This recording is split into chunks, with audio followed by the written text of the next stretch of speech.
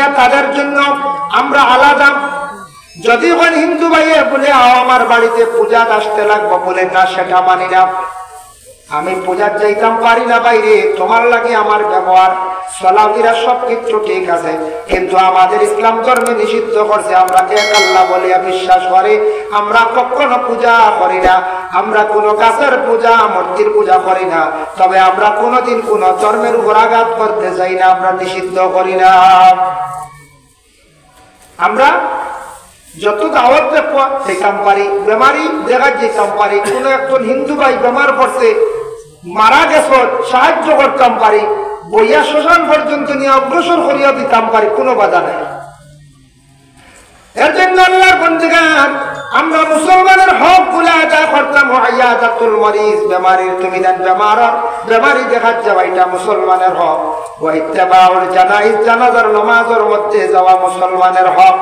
এর লাগে যদিও জানাজার নামাজ পড়ছে কাফায়া ইয়াদ থাকে, কিন্তু গেলে সওয়াব আছে জানাজার নামাজ পড়া।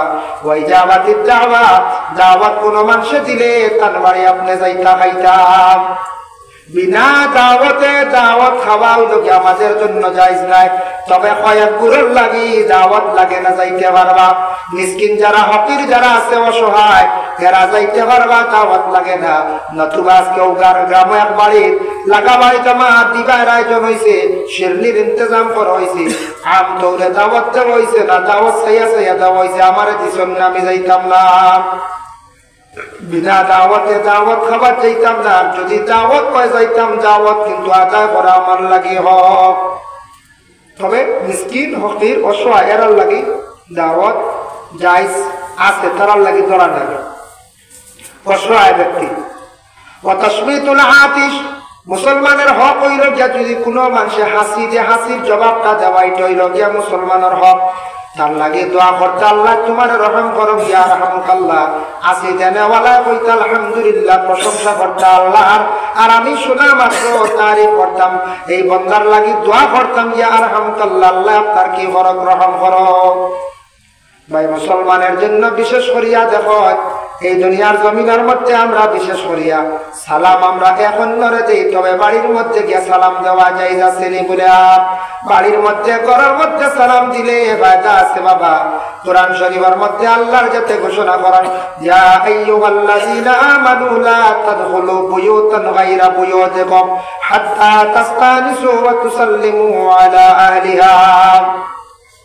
আল্লাহ কইরা ও ইমানদার হন, ও বিশ্বাসী হন, লা তাদখুলু বুয়ুতান, তুমি যাই ই ঘর দাখিল হইও না, গায়রা বুয়ুতিকুম, এই ঘর ব্যতীত অন্য ঘরে তুমি যান দাখিল হইও না। কত সময় পর্যন্ত?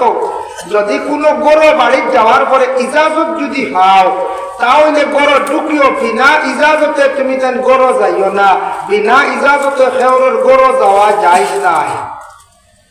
দলিল পাইলাম কোরআন শরীফ আছে, বিনা ইজাজতে খেওরের ঘর যাওয়া আপনার লাগে জায়েজ নাই। কারণ ইয়াত আছে যখন যদি ইজাজত থাকে তাহলে যাইতাম যে কোনো এক মুসলমানের বাড়ি।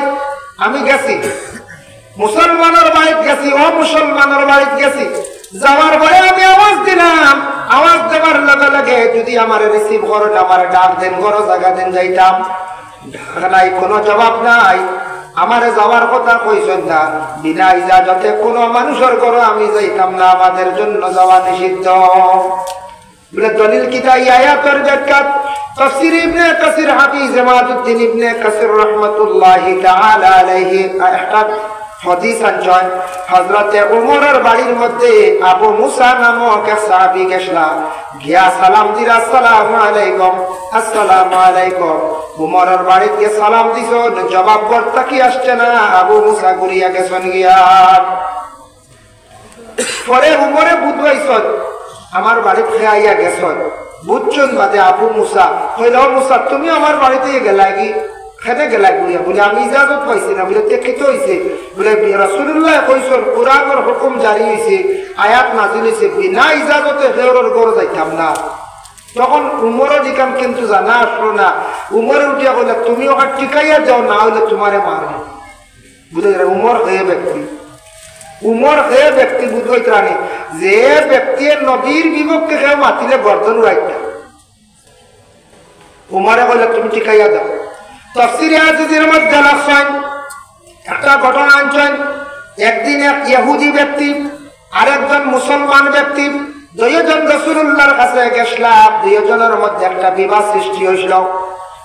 যাওয়ার পরে রাসূলুল্লাহ দুইজনের জবানবন্দি লিয়া দেখলা ইহুদি ব্যক্তি হইল গিয়া সঠিক আর মুসলমান ব্যক্তি হইল গিয়া বেঠিক। রাসূলুল্লাহ ইহুদি ব্যক্তির পক্ষে রায় দিলাইলা, হইলা তুমি রায়, তুমি শুদ্ধ, এই ভুল করছ।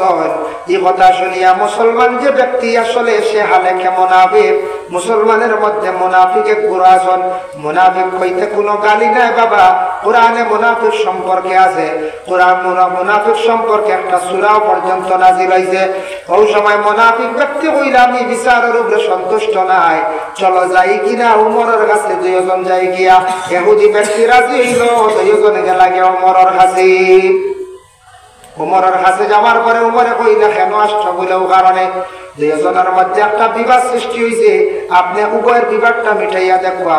বলে কি হয়েছে? রাসূলুল্লাহ থাকতে তুমি যেন আমার কাছে এখানে আসলাই। বলে গেছিলাম রাসূলুল্লাহর কাছে, তাই যেটা রায় দিছেন এটার উপরে সন্তুষ্ট নাই। বলে কেন? বলে তাই ইহুদি ব্যক্তির পক্ষে রায় দিলাইলাম। এই কথা উমরে শুনছেন, শুনিয়া তেন গড় গেছেন গিয়া তরবারি লইয়া রেডি, বুঝেছেন? উমরে তরবারি নিয়া রেডি। আমরার নবী তো এরকম নাই, উপর ঘর থেকে বাইরে কই না রাসূলুল্লাহর কাছে গেছলা, রাসূলুল্লাহ দিলা বিচারের রায়টার উপরে তুমি সন্তুষ্ট নাই কি? বলে না। বলে কেন না? বলে তাই রায় দিলাইছেন ইহুদির পক্ষে। বলে ইহুদির পক্ষে রায় দিলে কি হয়েছে? বলে আমার পক্ষে দেওয়ার কথা আসলো। বলে তুমি হইলা সবটা কি বড় আল্লাহর নাফরমান বান্দা আর নবীর সবটা কি বড় দুশমন। তুমি মনে করছো রহমতুল লিল আলামিন ওরকম মানুষ যে তোমার পক্ষ হইয়া তোমার দিকে রায় দিলাইবা? এটা কখনো আমার নবী করতা নাই। আমার নবী ছিলা নিরপেক্ষ, আমার নবী কোনোদিন মানে খারাপ জিনিসে কোনোদিন আশ্রয় দিছেন না।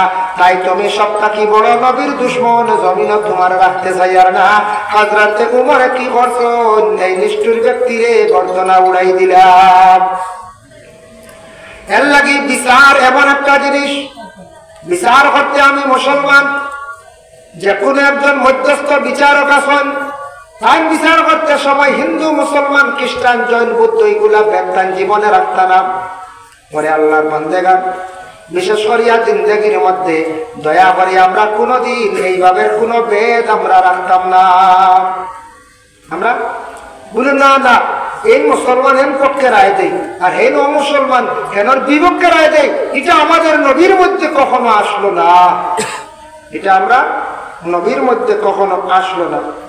এর জন্য আল্লাহর বান্দাগান দয়া করিয়া হযরত ওমর আল ফারুক রাদিয়াল্লাহু তাআলা আনহুরে সমাধান দেওয়ার লাগিয়া এই যে হযরতে মুসা নামক যে সাহাবী আসলাম, মুসা নামক যে হযরত মুসা নামে একজন সাহাবী আসলা, তার ইয়া সাহাবে মজমুআ দিয়া কইলা বলে উমরে না কইলে উমরে আমারে মারবা।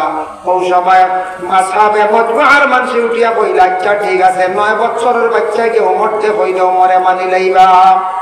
রাসূলুল্লাহ সাল্লাল্লাহু আলাইহি ওয়াসাল্লাম একদিন সাদ ইবনে উবাদা নামক তার বাড়ির মধ্যে গিয়া রাসূলুল্লাহ সালাম দিলা, আসসালামু আলাইকুম। আসসালামু আলাইকুম। সাদ ইবনে উবাদার কর্তা কি সালামের জবাব আসছে না। হালেকে তাই সালামের জবাব দিছেন সাদ ইবনে উবাদা, কিন্তু রাসূলুল্লাহ জোরে আওয়াজ পাইছেন না। রাসূলুল্লাহ ঘুরিয়া যাইতে লাগি। সাদ ইবনে উবাদা বাড়াইছেন, বাড়ি এখন ও ইয়া রাসূলুল্লাহ আপনি করে তশরিফা নকরা আব্দে কয়েস নামে আরেকজন সাহাবী আসলাইন কইলা রাসূলুল্লাহ তোমার বাড়ি আর তুমি বলা বেয়াদবি করতেন, তার সালামের জবাব ফেলে দিলাই না। সাদ ইবনে উবাদা কই কিতাব লাগি জবাব দিছেন এখানে আমি জানি। রাসূলুল্লাহ করে আসার পরে ওই সময় সাদ ইবনে উবাদা কইলে ইয়া রাসূলুল্লাহ আপনি আমার বাড়ি সালাম দিছেন, আমি শুনছি আমার কানে আস্তে আস্তে জবাব দিছি বলে কেনে আমি শুনছি আপনি 2 বার সালাম দিছেন, মনে করছি আমার বাড়ি 2টা রহমত নাজিল হইছে। আমার নবী যদি আরেকবার সালাম দিতা আমার বাড়ির মধ্যে আরেকটা রহমত নাজিল হইল না। সুবহানাল্লাহ। এর লাগি এই আয়াত দ্বারা চলে হইল ওয়া তুসাল্লিমু আলা আলিহা, তুমি যে বাড়ি যাইবা যে ঘর যাইবা আলো পরিবারকে সালাম দিও। ঘরকে সালাম দিলে তোমার ঘরের মধ্যে রহমত নাজিল হইব, বরকত তোমার ঘরের মধ্যে বিশেষ করিয়া নাজিল হইব। এর লাগি রাসূলুল্লাহ লগে লগে সাদ ইবনে উবাদার ঘর বসিয়া হাত উঠাইয়া দোয়া করলা, কইলা আল্লাহ ও রব্বুল আলামিন, রব্বুল আলামিন ও পাক পরবর্তীকার আলম, আমার সাদর ঘরের মধ্যে রহমত বরকত হামদা আপনি নাজিল করো। ওই সময় সাদ ইবনে উবাদা কিসমিস বার করিয়া দিছেন রাসূলুল্লাহর সামনে। আল্লাহ রাসূলে কিসমিস খাইছেন, সামান্য খাওয়ার পরে কিছু কিসমিস রয়ে গেল। সাদ ইবনে উবাদার ঘরের সারার মানছে বাটিয়া বরকত হিসাবে খাইলা। এটার তাকে দলিল হইল আপনার বাড়ির তো বুজুর্গ হলায়, সাহেব হলায়, বড় বড় আলিম হলায়, সুফি হলায়, আসার পরে এরা যেটা খাইয়া রয় ওটা কিন্তু আমরা বরকত হিসাবে বাটিয়া খাই। কারণ আমার নবী কিসমিস খাইয়া আসলা সারায় বাটিয়া খাইছিলাম। আজ পর্যন্ত আমরা বড় বড় সাহাবা যেটা খাই আর এখন বরকতান হিসাবে আমরা ওটা খাই। খাওয়া খাওয়া যাই যাচ্ছে সোয়ারুল মুমিনে শিফাউন, মুখর খাওয়া খাওয়া হইল গিয়া মুমিনের মুখর খাওয়া খাওয়া বেমারও শিবা।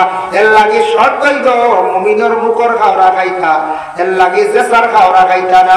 একজন ভাইয়ে মদ খায়, একজনে গাঁজা খায়, একজনে ড্রাগ সেবন করেন, এম মুখর খাওয়া আমি খাইতাম নাই, মুমিন নাই। মুমিনের মুখর খাওয়া খাওয়াইয়া তাছে বেমারও শিবা। আর বিশেষ করিয়া কোন সাহাব হলে, বড় বুজুর্গ হলে, বড় সুফি হলে খাইয়া কোন জিনিস রাখুন বরকতান হিসাবে আমরা নিজে খাই। আল্লাহ আমরা প্রত্যেকে নবীর সুন্নতের উপর আমল করার তৌফিক দেখবা বাবা। এক অন্যের সালাম করতাম, সালামে মানুষের বিবাদ দূর করে, সালামে মানুষের সম্মান মর্যাদা বাড়াইয়া দে, সালামে মানুষের মন মালিন্যতা দূর করে। তাই আল্লাহর বন্দেগান আমি সালাম এবং নবীর কয়েকটি সুন্নত নিয়ে আপনাদের সম্মুখে আমি আলোচনা করলাম। আল্লাহ আমরা প্রত্যেকে আমল করার বিশেষ করে তৌফিক দিদা। মুহতারাম হাজিরিনে কেরাম, যার কারণে আমি বিশেষ করিয়া যে আলোচনা যেগুলা করলাম এর মধ্যে আমার আল্লাহ আমল করার তৌফিক দিদা। সুবহানাল্লাহ, আল্লাহুম্মা আমিন। ওয়া মা আলাইনা ইল্লাল বালাগ ওয়া আখিরু দাওয়ানা আলহামদুলিল্লাহি রাব্বিল আলামিন। আমার সময় শেষ, সাবটুকা তসিমান্ডা ছায়ানট হয়ে গেছে, আটটাও দিয়া আর সময় সীমা রেখা একটা আছে, যার কারণে সাহেব তসিমান্ডা আপনারা পক্ষ বাইরে যারা আসুন সুন্দর করে তসিম লিয়ে মহফিলের মধ্যে। আমিন, আল্লাহুম্মা আমিন, আলহামদুলিল্লাহ।